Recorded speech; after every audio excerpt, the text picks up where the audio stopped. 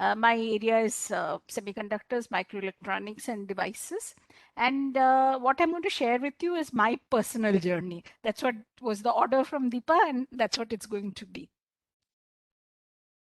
So I'm from IIT Madras. This is one of the older IITs. This is a map of India, and Madras, which is called Chennai now, but our name is still IIT Madras because that's part of the statute. So this is in the south over the Bay of Bengal, and initially it started with 5 IITs in the 1950s. However, it's increased to 23 now. And this is the entrance to our IIT Madras. It's a lovely campus. Okay, so who am I? Professionally, I'm an experimentalist. As Deepa told you, I started with physics. I did BSc, MSc, and PhD all in Bombay, which the name changed to Mumbai later. And then I did a postdoc in the US. My first job was in the physics department in IIT Kanpur, where I was there for 3 years. And I need to remove this.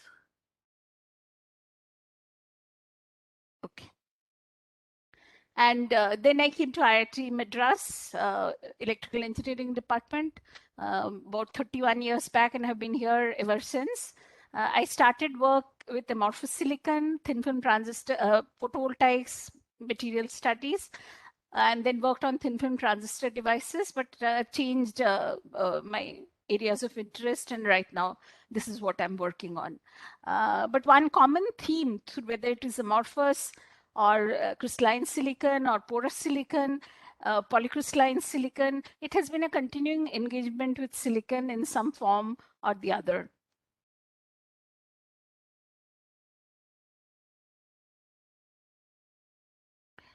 I thought I should talk a little bit of my background. Um, uh, Sometime back, a book was written on eminent women by women, eminent women scientists of India. And even though I was asked, I didn't join it, thinking, I'm not really eminent. And then later, a friend was talking to us, and he said, most of the people who wrote in that book, it's a very good book, by the way, Leelavati's daughters. So 100 women scientists from India have, scientists, engineers have written in that book. And he said, most of them have a background in academics. Either mother was a professor, father was a professor. So it's important for people who come from, non-academic family, if they have joined in academics and have made it a career, it's important for them to also come forward. So there is a message there. My mother was a homemaker. She was really a very good teacher, but 3 daughters and transferable job of my father. So whenever she could, she did teach in schools. My father, as I said, worked for the government and frequent transfers all over India. So I went to half a dozen government schools. Fortunately, in those days, parents didn't bother. They just put you in the nearest school. So admission was not a problem. I was youngest of 3 sisters. My older 2 sisters were married at 18 and 19 years, respectively. One finished her graduation. One hadn't even completed that. She did it after she got married. So there were no academics on any side, though my mother was always interested, in education herself. So there was a lot of encouragement from her side to pursue higher education. So how did it happen? When I went for my postdoc, my professor used to keep asking me, what motivated you? How did you come into academics? Frankly speaking, it just happened. It was not planned. So during my BSc, I actually used to really like mathematics. But the moment mathematics became abstract, I realized it's not for me. So even after enrolling for my bachelor's degree in mathematics, I changed over to physics. My college was in Bombay, and it had really very good faculty. My classmates were also very interested in physics, so we used to discuss a lot. And then I went to IIT for MSc again, because people used to talk that it's a good thing to do MSc in IIT. My first exposure to serious career-minded young women was at the IIT Bombay hostel. In BSc, when I took physics, and typically even science, anyone who took physics major and mathematics minor, in a class of 175, there would be typically 6 women. And I think that might still be true. Maybe it is 12 women now. So, so in MSc, even though our class had 3 women, but generally the hostel had 90. In those days, that was considered to be quite high. And our professors encouraged us to go for PhD. In fact, those were the days when the entire class used to go off to the US for MS or PhD. That was not an option for me for two reasons. As I said, middle class family, going to US, there was a lot of expenditure involved, and also I don't think my parents would have allowed me to go. I didn't even want to ask them because then the burden of the expense would be on them. But I did go for a PhD in a very good place. I'll come to that in a second. There were concerns from the family, from my parents. You saw they got my sisters were older than me by 5 years and 3 years, so not much older. So they said, how many years will you spend studying? You might get too qualified, overqualified to find a groom. Will you get a job? When will you settle down? That's a very important thing. Parents' job is not done till you're settled down. So this is my hostel. These are a part of the 90 girls. This is what the single women's hostel in IIT Bombay looked like in 1978. And now this is how big it is. This is one of the hostels. They have actually 2,000 women students now in IIT Bombay. And the numbers has, of course, increased here also. For PhD, I went to Tata Institute of Fundamental Research in Mumbai. And that's where I was introduced to work amorphous silicon thin films, which is material used for photovoltaics, for making solar cells. It was an institute for fundamental research, so we really did not make solar cells, which would be considered applied, but we electrically probed, density of states, was more interested in what were the defects, and using different electrical techniques like spatial limited currents or photoconductivity. My PhD really went like a breeze. I'm saying this, my thesis supervisor is actually in the audience, I think. It was a really wonderful ambience for doing science. Excellent peers with free exchange of ideas. Nobody laughed at your ideas. There were visitors from all over the world. And the most important thing is it really built confidence that you can talk to anybody about your science work. That is all work. There were many other things, exposure to fantastic music, arts, films. So it was really a very holistic growth, not just learning science, learning many other things. So that PhD is the stepping stone towards career. And this is important. This is a photograph of my TIFR days. TIFR is on the Arabian Sea in Bombay, lovely. And this is K.L. Narasimhan, with whom I did my PhD, and other peers. And these were some visitors, Professor William Paul from Harvard. In fact, this photo is taken by Professor Will Paul. Then right after PhD, I went for my postdoctoral work to Solar Energy Research Institute, which has now become the National Renewable Energy Laboratory. It's in Colorado, which according to me is the most beautiful state in the US. The whole state is like a national park. I worked with Jacques Pankov, who's a big name in optical processes in semiconductors, on one of a major reliability issue in amorphous silicon solar cells, which was the light-induced effect. And we showed that it's microstructures that causes the light-induced effect in amorphous silicon. Though I was principally a postdoc with Jacques, it was actually a big group. And I had the freedom to work with others, or not work with others if I didn't want to. The facilities were excellent, as were the researchers, and it had the exposure to all renewables. It was not just silicon, 3-5s, solar thermal. So very wide. It was an institute meant for renewable sources of energy. And of course, for the 2 years of postdoc, there was lots of friends and lots of travel and treks in Grand Canyon, Yellowstone, etc. I always add this because it's not all work. It has to be fun too.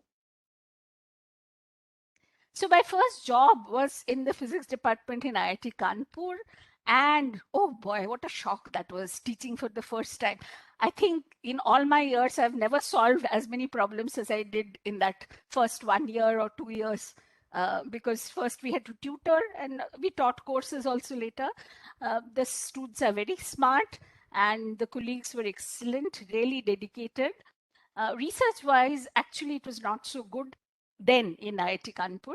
I continued working on amorphous silicon. The facilities were very basic. Even the infrastructure, like water, I used to say water in the taps, for cooling the pumps, etc. Electricity used to keep failing. Liquid nitrogen was sometimes not there for days. So never the three were never available on the same at the same time. So the research suffered. Anyway, I was doing something. So I stayed there for 3 years. I did not leave because the infrastructure was poor, because it did improve eventually. That was another reason. I'll come to that in a second. Again, IIT Kanpur is a very good campus. Kanpur is not a very nice city. So there's not much to do. It's very nice naturally, it's a lovely Indo-Gangetic plain. You can see the Ganges flowing if you go a little distance away from the campus. But the city was, special factory, leather, etc., not very neat and clean. So everybody stayed put in the campus. So you made really good bonds with students, with your colleagues. That was my first introduction to bird watching, because it was up north and there were so many migratory birds in the winter. That was also my first trek. I had visited, but trek, going away with backpacks, that was the first time in the lower Himalayas. So that was very nice. And then 3 years later, I moved to the electrical engineering department of IIT Madras. And I've stayed there, as I said, for 30 plus years now. So there was a switch from physics to electrical engineering. I did not apply to electrical engineering. I had written to the director, and as it turned out, he was also from the field of renewables. He worked in wind energy. So he knew about, my work was not that famous, but he knew I worked in photovoltaics. So he was very keen on getting me. And there was a system for making amorphous silicon in the electrical engineering department. The person had just retired. So somehow he said, you join the EE. So there was not some, but a lot of resistance from the department during, when I came to give my seminar, hiring, and even in the initial years, what they call now is silos. Everyone wants to remain in the silos and maintain the purity of, the department. What will they teach? What will they do, etc. When you move into a new institute, the work culture is very different. I don't know if you know, but the initial IITs, 4 of them, were built in collaboration with a foreign country. So IIT Kanpur was built with US, MIT mainly. IIT Madras was with German collaboration. IIT Bombay was Russian, and IIT Delhi was British. So they picked up, because initially professors came from there, trained people. So they picked up the culture. So IIT Kanpur, my first job, you could walk into the director's office. You didn't have to fix up an appointment. Very cool. But here it was much more hierarchical. Half the time I used to get into trouble because my letter wouldn't have gone through proper channel. And I didn't even know what the proper channel was. So that kind of things. The reason for move was personal. I didn't want to put it on the slide, but I was married. I had married a batchmate of mine towards the end of my PhD, who was a theoretical physicist.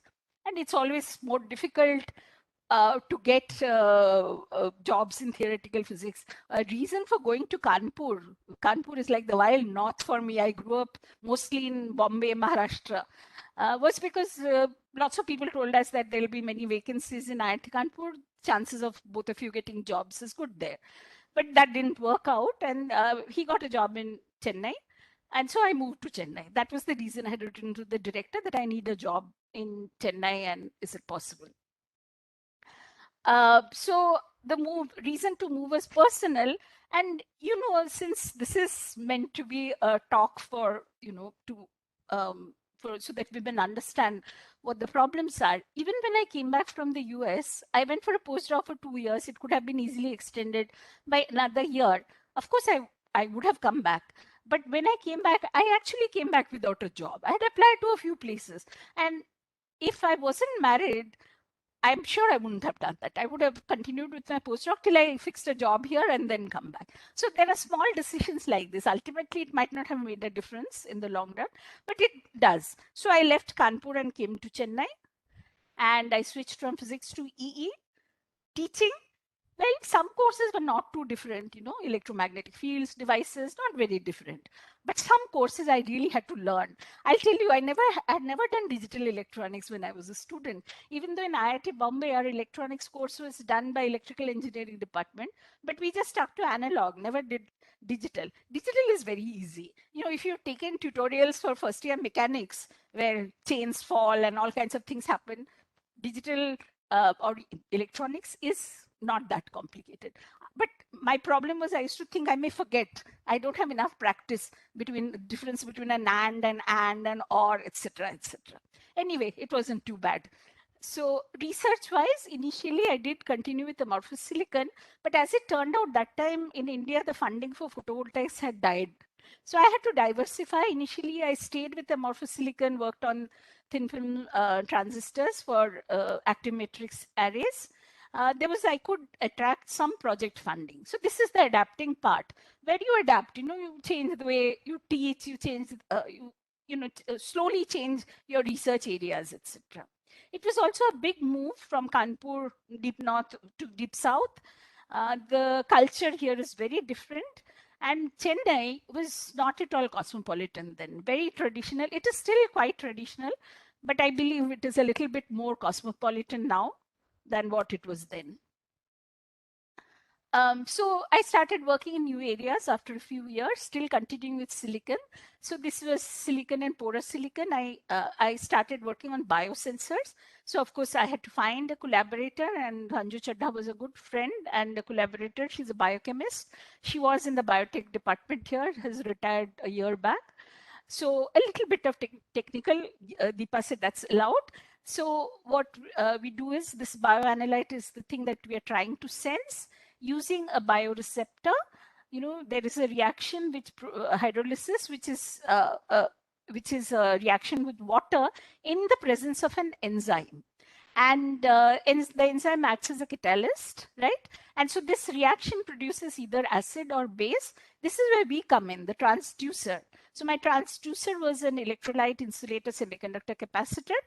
And from the change in capacitance of this device, this gives the measurable signal. We could determine what the concentration of the biochemical bioanalyte was. This can be used for many different bioanalytes. What is important is it's very selective depending on the enzyme. So for example, we did this for triglycerides and urea. For triglyceride, we use a porcine, the enzyme is lipase, and for urea it is urease.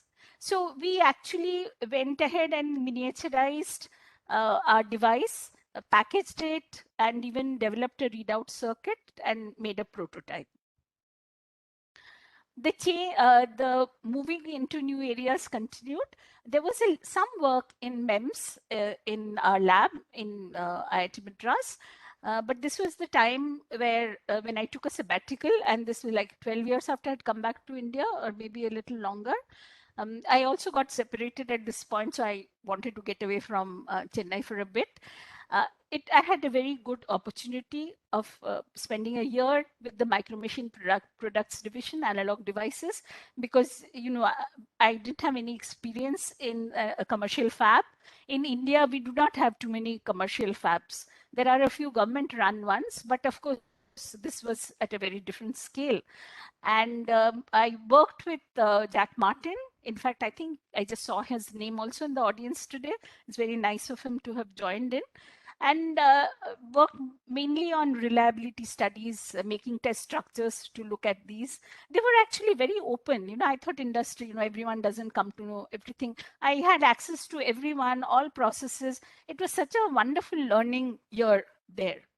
So MEMS, microelectromechanical systems, as the name says, it is a multidisciplinary area. It's very technology intensive. You need, sophisticated equipment, etc. And it can also attract high value projects. So I started working in MEMS and stuck to silicon still, silicon-based MEMS. I developed this processing and reliability, expertise here. We worked on pressure sensors that actually the group had already made an accelerometer. When I was away, I said they had already started. That was on bulk micromachining. My work was more on surface micromachining. That's what I learned in analog. And then since I was already work on biosensors, we started miniaturizing those. Made very ultra-sensitive cantilever sensors, worked a little bit on digital microfluidics, and I collaborate with colleagues here on optical MEMS. So these are some of the structures we made, starting from simple cantilever structures. We have made lamellar gratings. This is an Hudson effect-based pressure sensor. Now, presently, I'm working on silicon nanoporous membranes. It's not really MEMS, nanotechnology, using some MEMS techniques. And this is a transmission electron micrograph of a silicon nanoporous membrane. The pore size is approximately 15 nanometer diameters. These white spots you see are pores. And this is made by batch process. That is, take the wafer and we can make several of these membranes, which are the 15 nanometer was the thickness. Pore size is about 8 nanometer dia. I think, skipped a little bit there. So, and here the starting material is, wow, I go back to my amorphous silicon. So I was very happy going back. So this is a very thin layer of amorphous silicon stacked, sandwiched between two layers of oxide. And when you do rapid thermal processing, this amorphous layer tries to form crystallines, and these black things are nanocrystals of silicon. The gray part is amorphous, and because the material is thin and stretched and there's not enough silicon atoms to go around, it spontaneously forms pores, right? So it's a very easy way to form pores. You don't need expensive things like fibs, focused ion beam, or anything, and it is actually quite reproducible. So we use this for several things, but right now the Ananya, who just finished her PhD, she used this for hemodialysis. So we found these membranes are very good at cleaning up uremic toxins like creatinine, urea, and this is a apparatus which we got built in our workshop here just to test. It clears the toxins, has reasonable throughput. We can stack many of these. I'm just showing one set here. And because it's silicon, it can be autoclaved. We did a biocompatibility test. It is biocompatible. So that's where it's gone. As Deepa mentioned, the Center for Nanoelectromechanical Systems, NEMS, CNNP, NEMS, and Nanophotonics has been a major work that I and my colleagues have been involved in for past 10 years. It started in 2011, and it was funded by the Ministry of Electronics and IT. And 5 years earlier to us, it was set up in Indian Institute of Technology, Bombay, and IISc, Indian Institute of Science, Bangalore. And next was our turn, 3 of the IITs, we were one of them. So this project went on for 5 years, 6 years actually. And in 2018, we started now as a part of the Nanoelectronics Network for Research and Applications. And this time it's a joint thing involving again IISc and the 4 IITs, funded jointly by Electronics Department as well as Department of Science and Technology. So the first project, CNNP, was about 50 crores, 7.5 million US dollars. That was completed. And so CNNP, we have, so it was really, like a wish list, because there's never been investment of this kind in academic labs before. So we literally went with a list, this is what we want. So we had some clean room, but we created 5,000 square feet of class 1,000 clean room. We could have probably made it, class 100, but it is still a lab which is meant for students. We like our PhD students and master students to work with their hands. So we thought it would be easier to maintain class 1,000. Of course, we have a class 100 area for lithography. This is a center for the whole institute. So there are faculty members across different departments involved. It is mostly situated in electrical because the equipment are such. And of course, we have technical staff, postdoc, students. In 2 years, if you count, there are users from IIT Madras, all departments except civil, I think. And we also have external users. Some we will have more now because we have a program for more external users. Besides training our students, we also regularly hold hands-on manpower training because there are not too many semiconductor devices labs, technology labs available. They're expensive. So people, they study courses and devices. They've not seen a wafer. They don't know how to process junction diode. So we do that kind of training. And of course, papers, patents, technology transfer, etc. should happen. The capabilities we have here are micromachining, different kinds, deep reactive ion etching. So several process equipment, characterization equipment. Besides silicon, we also work on quartz, indium 3,5s, indium phosphide, gallium nitride, silicon carbide, polymers, piezo thin films, silicon non-insulator, as well as silicon nitride. In MEMS, we work on RF optical biomems, and these are some of the devices, and of course sensors, accelerometer, pressure sensor I already mentioned, and gas sensors as well. Excuse me. This is a picture of one of the clean rooms. We didn't want a separate building for our center because that would take time and also footprint, etc. So we just converted different places. This was one large clean room that we built. Otherwise, our existing labs we converted. Some more characterization equipment. These are some of the devices that we worked on earlier. So you can see that both photonics and MEMS, because that was our emphasis in the first phase. So I told you that I changed areas. I still continue in what am I doing? I'm still learning. I continue collaboration with my young colleagues, working on new things of which I knew nothing about earlier, neuromorphic devices. But when you start working on it, you find it's not very different. You know, there are switching effects which are like in chalcogenides, which are again amorphous semiconductors. With Bijoy, who is here now, I started working on silicon nitride photonics. And with a young colleague from mechanical engineering, we are working on phononics, quantum phononics for imaging. So the message is academics is very good for you. The students, interaction with students, we also teach. In IIT, we teach undergraduates, master student, besides research students. And this interaction with students keep you young. You, of course, can travel across the world when you're in academics, attending conferences. And one thing is, if you're in academics, you're at home anywhere. You land up in a university somewhere or at a research institute, you'll always find people you can relate to, talk to, etc. I hope I'm doing well with time. So the summary is that you have to adapt to the environment and the situation. Continue learning. There's no shame in learning. It's good, if you learn from younger people, even from your students, because as I said, that keeps you young and it also makes life very interesting. So venturing to new areas, but I feel that there should be, it just can't be all new. It would help if there is some core competency and some connecting link between them. Collaborations are very important, especially when you are going into new areas. And to be successful in collaborations, you have to have an open mind and be sincere. One doesn't know everything. The other person also doesn't know everything. So that open mind and trust is very important for a successful collaborations. So I think overall, I've been mostly happy.